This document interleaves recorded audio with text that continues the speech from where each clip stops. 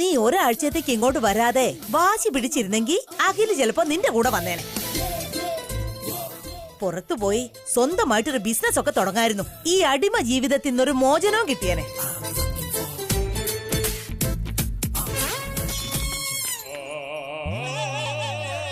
എന്തൊക്കെ ആയാലും നീ ഈ വീട്ടിലേക്ക് തിരിച്ചു വന്നതിൽ എനിക്ക് ഒരുപാട് സന്തോഷമുണ്ട് മോളെ. എന്നാലും നീ പറയാതെ പോയല്ലോ.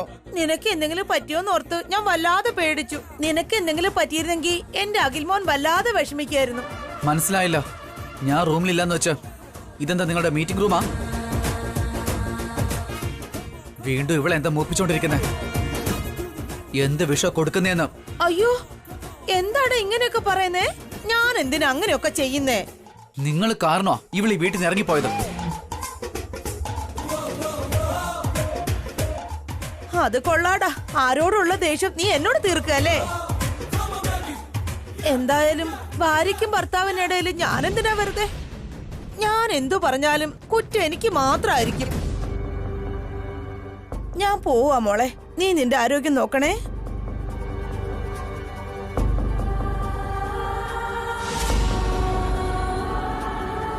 എന്താടി, നിനക്ക് എന്ത് അസുഖം വന്നിട്ടാ നിന്റെ ആരോഗ്യം നോക്കണമെന്ന് പറഞ്ഞിട്ട് പോയത്?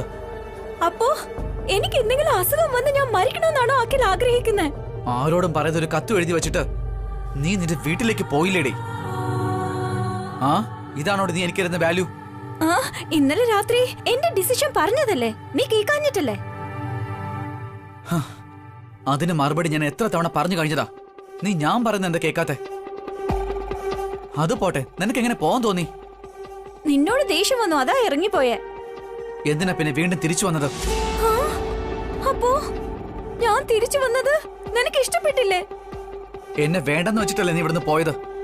ഞാൻ വേണ്ടെന്ന് വെച്ചിരുന്നെങ്കിൽ തിരിച്ചിങ്ങോട്ട് വരില്ലായിരുന്നു അഖിൽ. നിന്നെ എനിക്ക് വേണമെന്നുള്ളോണ്ടാ ഞാൻ തിരികെ വന്നേ. നിനക്കൊരു വിലയില്ലാത്തോണ്ടല്ല ഞാൻ കളഞ്ഞിട്ട് പോയത്. നിന്നോടും നമ്മുടെ സ്നേഹത്തോടും എനിക്ക് ഇഷ്ടവും ബഹുമാനവും എല്ലാം ഉണ്ട്. അത് നീയാണ് മനസ്സിലാക്കാത്തത്. എനിക്കും ആഗ്രഹങ്ങൾ, സ്വപ്നങ്ങൾ, ഇഷ്ടങ്ങളൊക്കെ ഉണ്ടാവില്ലേ? അത് ഞാൻ ആരോട് പറയും? നിന്നോടല്ലാതെ. കല്യാണത്തിന് മുമ്പാണെങ്കിൽ എന്റെ പേരൻസിനോട് പറയായിരുന്നു. കല്യാണശേഷം എനിക്ക് നിന്നോടല്ലേ പറയാൻ പറ്റൂ? നീ പറ്റില്ല എന്ന് പറഞ്ഞാ പിന്നെ ഞാൻ എന്ത് ചെയ്യും? നിന്നെ ഒഴിവാക്കാനും വയ്യാതെ, എന്റെ ഇഷ്ടപ്രകാരം ജീവിക്കാനും പറ്റാതെ ഞാൻ മരിച്ചു പോകുന്നു തോന്നുന്നു. നിനക്ക് ഇത്രയും സംസാരിക്കാമെങ്കിൽ നീ എന്തുകൊണ്ട് എന്നെ മനസ്സിലാക്കുന്നില്ല? ഞാൻ നിന്നിൽ നിന്നൊന്നും മറച്ചു വെച്ചിട്ടില്ലല്ലോ. നമ്മൾ സ്നേഹിക്കുമ്പോഴേ ഞാൻ പറഞ്ഞതാ എന്റേത് ജോയിന്റ് ഫാമിലി ആണെന്നും കല്യാണത്തിന് ശേഷവും നമ്മൾ ആ ഫാമിലി തന്നെ ആയിരിക്കുമെന്നും. എല്ലാവരോടും കൂടെ ഞാൻ ജീവിക്കുള്ളൂ എന്ന് നിന്നോട് ഞാൻ വ്യക്തമായിട്ട് പറഞ്ഞതാണ്. അപ്പൊ നീ തലയാട്ടിയല്ലോ. ഇപ്പോ എന്നെ തല കുനിക്കുന്ന അവസ്ഥയിൽ എത്തിച്ചു. സിറ്റുവേഷൻ ഇങ്ങനെ ആയിരിക്കുമെന്ന് ഞാൻ അപ്പൊ പ്രതീക്ഷിച്ചില്ല. അതിനിപ്പോ ഇവിടെ എന്ത് പ്രശ്നം ഉണ്ടായെന്ന കാർത്തിക? ഇവിടെ നിനക്ക് എന്ത് ബുദ്ധിമുട്ടാ ഉള്ളത്? നീ നോട്ടീസ് ചെയ്യുന്നുണ്ടെന്ന് അറിയില്ല. അനു, കീർത്തി, ഉണ്ണി എങ്ങനെയാണോ നീ ഇവിടെ അങ്ങനെയാ. എല്ലാവരും നിന്നെ അങ്ങനെയല്ലേ ട്രീറ്റ് ചെയ്യുന്നതും? ഇളയ മരുമകളായിട്ടല്ല, കൊച്ചു കുഞ്ഞിനെ പോലെ നിന്നെ നോക്കുന്നത്. ഭാവന എടുത്തി ആയാലും വസു എടുത്തി ആയാലും നിന്നോട് എന്തെങ്കിലും ജോലി ചെയ്യാൻ പറയുന്നുണ്ടോ? അമ്മ എന്തെങ്കിലും പറയുന്നുണ്ടോ? എല്ലാ ജോലികളും അവരെന്നല്ലേ ചെയ്യുന്നത്?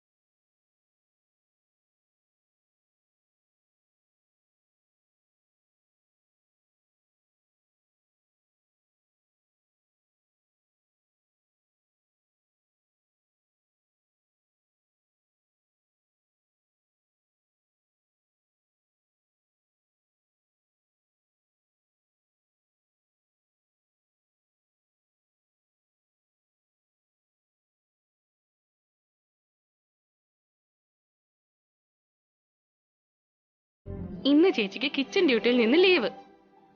കിച്ചണിലേക്കേ കയറാൻ പാടില്ല.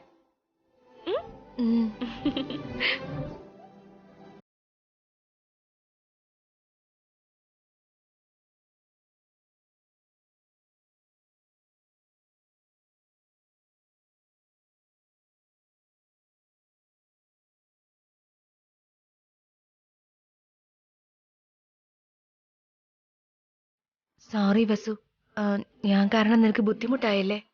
ഇതിലെന്ത് ബുദ്ധിമുട്ടാ ഉള്ളത്? ഇതൊക്കെ നമ്മുടെ ജോലിയല്ലേ. അതല്ല, കുട്ടികൾ വന്നില്ലേ, നിനക്ക് അവരുടെ കാര്യം നോക്കണം. വീട്ടുജോലി, പാചകം എല്ലാം ഇപ്പൊ നീ തന്നെ ചെയ്യണ്ടേ? അതൊന്നും സാരമില്ല.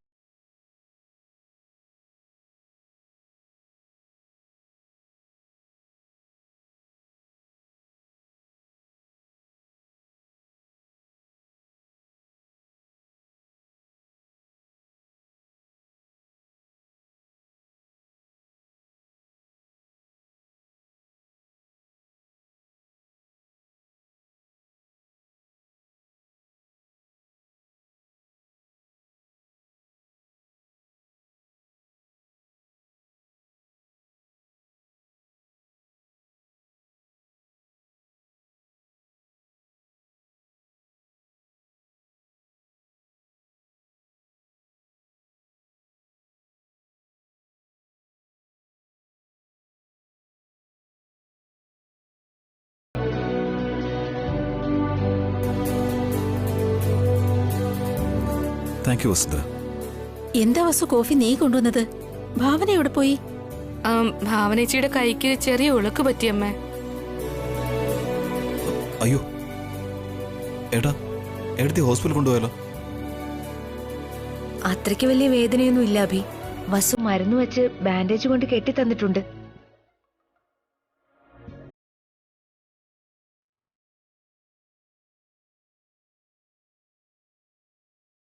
അല്ല മോളെ വസു, നിനക്ക് ഈ പരിപാടിയൊക്കെ അറിയാല്ലേ? വസുവേടത്തേക്ക് അറിയാത്ത ഒരു കാര്യമില്ല ഏട്ടാ.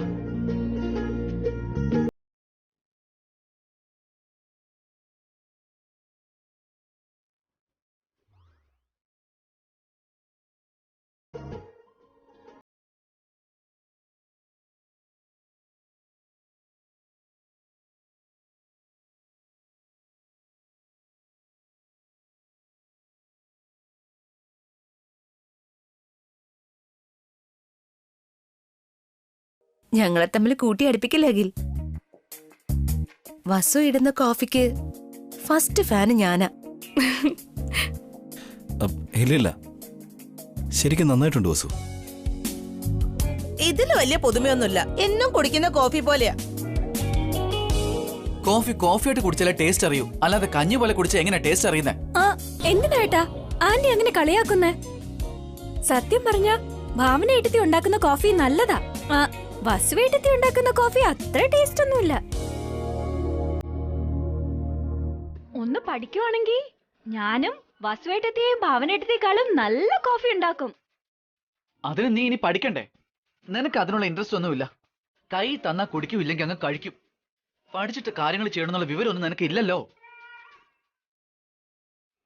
കാർത്തികയെ കൊണ്ട് പാചകം ചെയ്യിച്ച് എല്ലാവരെയും കൊണ്ട് പ്രശംസിപ്പിച്ച് കാർത്തികയെ ഒന്ന് ഹൈലൈറ്റ് ചെയ്ത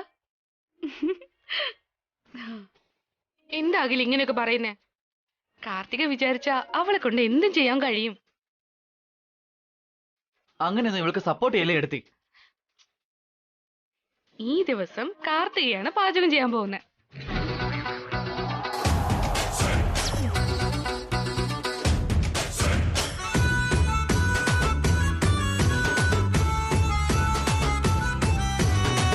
എന്താടി കൈ ഉളുക്കിയത് ഭാവനയ്ക്കല്ലേ, അല്ലാതെ നിനക്കല്ലല്ലോ.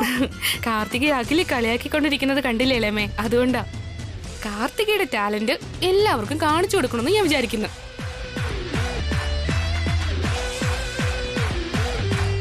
പാവം കാർത്തികയ്ക്ക് പാചകമൊന്നും അറിയില്ല വസു. അവൾക്കറിയാൻ വയ്യാത്ത കാര്യം എന്തിനാ അവളെ കൊണ്ട് ചെയ്യിക്കുന്നേ? ഇങ്ങനെയൊക്കെ പറഞ്ഞ് കാർത്തികയെ മാറ്റി നിർത്തിയാൽ എങ്ങനെയാ വെച്ചാ? കാർത്തികയും ഭാവനേച്ചിയെ പോലെ എല്ലാവരിൽ നിന്നും പ്രശംസകൾ കേൾക്കണ്ടേ? ഭാവനയ്ക്ക് കുക്കിങ്ങിനൊക്കെ ഉള്ള എക്സ്പീരിയൻസ് ഉണ്ടല്ലോ അമ്മേ, എന്നാ കാർത്തികയ്ക്ക് അതില്ലല്ലോ. എക്സ്പീരിയൻസിലൊന്നും വലിയ കാര്യമില്ല ഭാസ്കരേട്ടാ. പാചകം ചെയ്ത് ചെയ്ത് ശീലമായിക്കോളും. അനുഭവം ഏറ്റവും വലിയ പാഠം. ഇനി എന്തൊക്കെയാണെങ്കിലും കാക്ക ഒരു വർഷം കുളിച്ചാലും ശരി അതിന്റെ കറുപ്പ് നിറം മാറി വെളുക്കില്ലെന്ന് പറയുന്ന പോലെ ഇവള് പാചകമൊന്നും പഠിക്കല്ലേ എടുത്തി. ഇവൾക്ക് താല്പര്യമില്ല, ചെയ്യാനും പോകുന്നില്ല. കാർത്തികയെ അങ്ങനെ കുറച്ച് കാണണ്ടാകിൽ. ഇന്ന് അവളുടെ കൈകൊണ്ട് ആഹാരം ഉണ്ടാക്കി തന്ന് നിങ്ങളെ എല്ലാവരെയും അവളെ ഞെട്ടിക്കും. നോക്കിക്കോ. അവളെ കൊണ്ട് അതൊന്നും പറ്റില്ല വസു. എന്തിനാ അവളെയും കഷ്ടപ്പെടുത്തി ഈ വീട്ടിലുള്ളവരെയും കഷ്ടപ്പെടുത്തുന്നേ? എന്താ ഇളയമേ, ഇളയമ്മയ്ക്കും കാർത്തികയെ തീരെ വിശ്വാസമില്ലേ?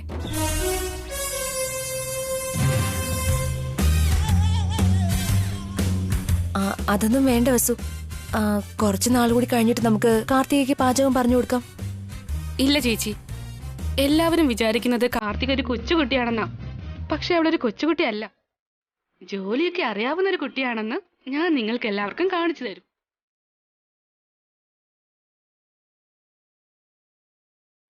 കാർത്തിക എന്ത് പറയുന്നു? യെസ്, ഞാനായിരിക്കും ഇന്ന് പാചകം ചെയ്യുന്നത്. നിങ്ങൾ എല്ലാവരെയും ഞാൻ അതിശയിപ്പിക്കും.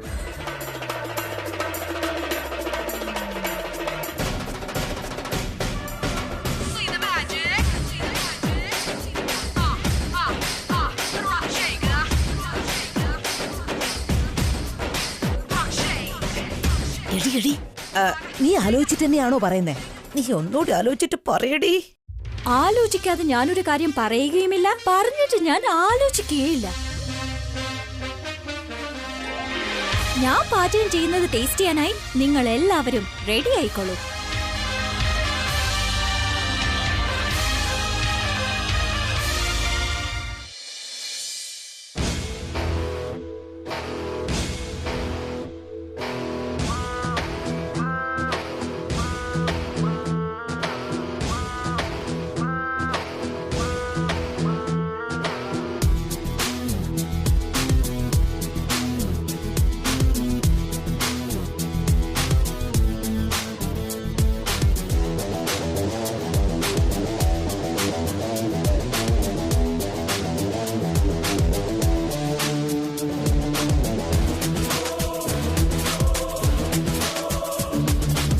നീ എന്ത് ചെയ്യുവാടി?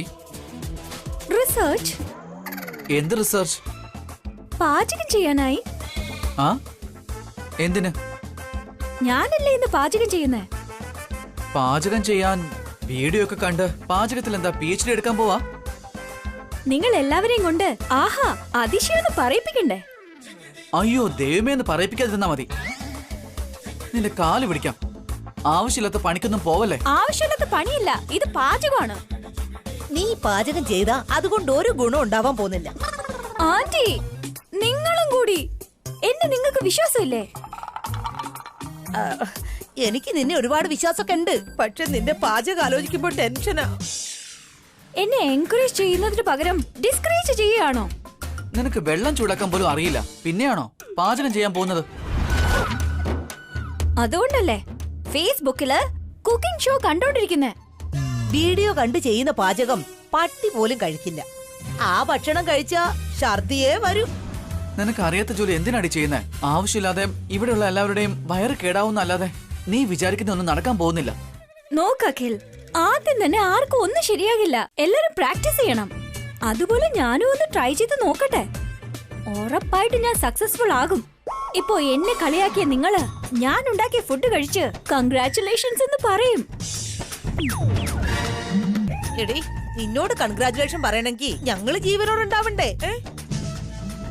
എന്തിനാണ് ഞങ്ങളോട് നീ പ്രതികാരം ചെയ്യുന്നേ? ഇതിന് മാത്രം ഞങ്ങൾ എന്ത് ദ്രോഹ നിന്നോട് ചെയ്തേ? അറിയാതെ തെറ്റുപറ്റി അങ്ങ് ക്ഷമിക്കണം. പാചകം ചെയ്യരുത്, കോടി പുണ്യം കിട്ടും. ആന്റി, നിങ്ങൾ എന്റെ ഒരു മുഖം കണ്ടിട്ടുള്ളൂ, മറ്റൊരു മുഖം കണ്ടിട്ടില്ല. കാണണമെന്ന് ആഗ്രഹമില്ല, അത് നീ കാണിക്കാൻ വേണ്ട. വിട്ടേക്ക്, നിന്റെ കാല് ഞാൻ പിടിക്കാം.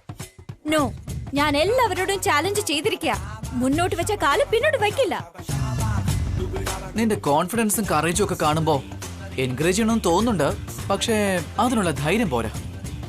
സ്റ്റൊമക് സ്ട്രോക്ക് വരുന്നൊരു പേടിയുണ്ട്. ഹാർട്ട് സ്ട്രോക്ക്, ബ്രെയിൻ സ്ട്രോക്ക് കേട്ടിട്ടുണ്ട്. പിന്നെ സൺ സ്ട്രോക്ക് എന്നും കേട്ടിട്ടുണ്ട്. ഈ സ്റ്റൊമക് സ്ട്രോക്ക് എന്താണ്?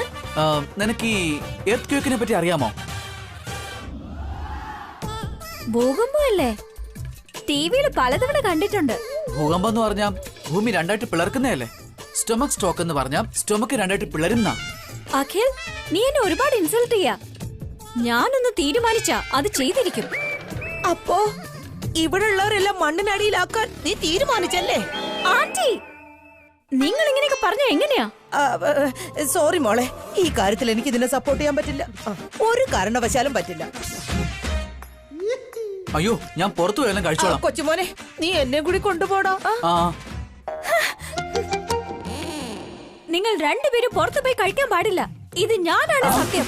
നിങ്ങൾ രണ്ടുപേരൊന്നല്ല. ഈ വീട്ടിൽ ആരും പുറത്തു പോയി കഴിക്കരുത്. ഞാൻ ഉണ്ടാക്കിയ ഭക്ഷണം മാത്രമേ കഴിക്കാവൂ. എടാ കൊച്ചുമോനെ, ഇവക്ക് നമ്മളോട് തീർത്താ തീരാത്ത പകയുണ്ടെന്ന് തോന്നുന്നു. ആ, ഇളയമ്മയ്ക്കുണ്ടല്ലോ ഈ ഭൂമിയിലെ കടപ്പാടൊക്കെ തീർന്ന് നിങ്ങൾ കരുതിക്കോ.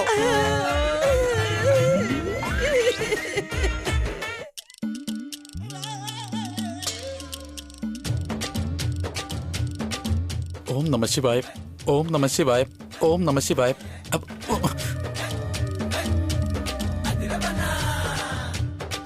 ശ്രീ ആഞ്ജനേയം പ്രസന്നാഞ്ജനേയം, ശ്രീ ആഞ്ജനേയം പ്രസന്നാഞ്ജനേയം, പ്രസന്നാഞ്ജനേയം ശ്രീ ആഞ്ജനേയം. ചേട്ടാ,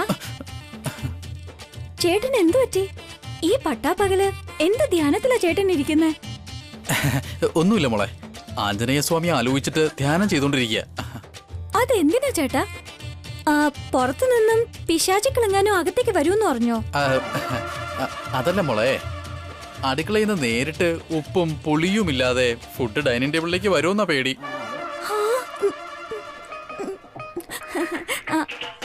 ഡോണ്ട് വറി ചേട്ടാ, ഞാൻ ഉണ്ടാക്കുന്ന ഭക്ഷണം കഴിച്ചു കഴിയുമ്പോ ചേട്ടന്റെ എല്ലാ ഡൗട്ട്സും മാറി കിട്ടും.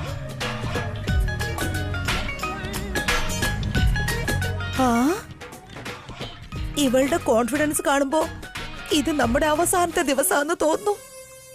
ഓൾറെഡി പേടിച്ചായിരിക്കുന്നേ, വീണ്ടും പേടിപ്പിക്കല്ലേ. ഒന്ന് നനഞ്ഞു കുളിർന്നാ പിന്നെ തണുപ്പൊക്കെ എന്താ ഏട്ടാ? ടെൻഷൻ ആകേണ്ട ആവശ്യമില്ല. ഞാൻ അടുത്തിരുന്ന് കാർത്തികയ്ക്ക് എല്ലാം പറഞ്ഞു കൊടുക്കുമല്ലോ. അതിന്റെ ആവശ്യമില്ല എടത്തി. ഞാൻ ഒറ്റയ്ക്ക് തന്നെ ഇന്നത്തെ ഭക്ഷണം ഉണ്ടാക്കിക്കോളാം. നിനക്കറിയില്ല കാർത്തിക, വസു നിന്നെ ഹെൽപ്പ് ചെയ്യട്ടെ? ഞാനും കൂടി ഇവിടെ ഇരിക്കാം. കിച്ചണില് ഞാനല്ലാതെ വേറെ ആരും ഉണ്ടാവരുത്. പുറത്തേക്ക് പോയേ. അങ്ങനല്ല കാർത്തിക, നീ ആദ്യമായിട്ടല്ലേ പാചകം ചെയ്യുന്നേ. ചെയ്യുന്നത് ആദ്യമായിട്ടാണെങ്കിലും സംഭവം ഫാന്റാസ്റ്റിക് ആയിരിക്കും. Don't worry. ഓവർ കോൺഫിഡൻസ് ഒന്നും വേണ്ട കാർത്തിക. കുട്ടികളും മുതിർന്നവരും ഉള്ളതാ. പാചകം മോശമായ പിന്നെ ഒന്നും കഴിക്കാൻ പറ്റില്ല. പറയുന്നത് കേൾക്ക്. ഇപ്പോഴത്തേക്ക് ആര് പറഞ്ഞാലും കേക്കില്ല. എങ്ങനെയാണ് പാചകം ചെയ്യേണ്ടതെന്ന് വീഡിയോസ് ഒക്കെ ഞാൻ കണ്ടു. നിങ്ങളൊന്ന് പോയി തന്നാ എനിക്ക് പാചകം തുടങ്ങായിരുന്നു. ഞങ്ങൾ നിന്നെ ശല്യപ്പെടുത്തില്ല കാർത്തിക. ഞങ്ങൾ ഇവിടെ ഇരുന്നോളാം. No no way. Out out out out. പുറത്തേക്ക് പോയേ. അയ്യോ, ഞാൻ ചെയ്തോളാം എടത്തി. നിങ്ങൾ പോയേ. പോയി പോയി. ചെല്ല് ചെല്ല്, വേഗം ചെല്ല്.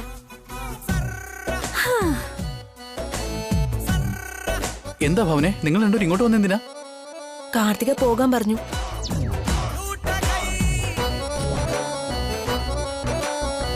ഞാൻ അടുത്ത് ചെന്ന് അവളെ ഒന്ന് സഹായിക്കാമെന്നാ വിചാരിച്ചേ. അവളിനി എന്തൊക്കെ ചെയ്യൂ എന്തോ. സൂപ്പറാണെന്ന് പറഞ്ഞ് എടുത്ത് എൻകറേജ് ചെയ്തില്ലേ? ചെയ്യട്ടെ, അവളുടെ ഇഷ്ടത്തിന് ആടിക്കോട്ടെ. അവളുടെ ഇഷ്ടത്തിന് വിട്ടുകൊടുത്ത കഷ്ടം അവക്കല്ലടാ, നമുക്കാ. ഇന്ന് ഇവിടെ ഉള്ളവരുടെ വയറ് കേടാവൂന്നുള്ളത് 100% ഉറപ്പുള്ള കാര്യം.